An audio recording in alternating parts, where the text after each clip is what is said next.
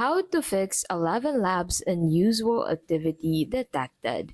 Getting the dreaded unusual activity detected error on ElevenLabs, let's fix it fast. Start by clearing your browser cache and cookies.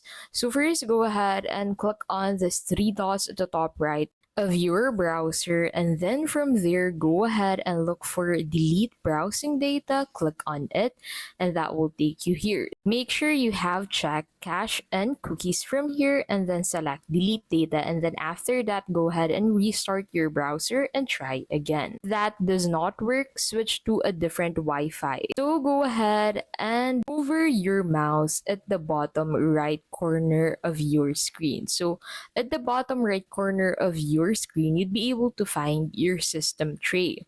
So simply hover it from there and then look for the Wi-Fi icon and then click on manage connections from here, and then go ahead and select another Wi-Fi where you want to connect your device to for a faster connection. ElevenLabs often flags VPNs or proxies, so turn them off or use a trusted provider.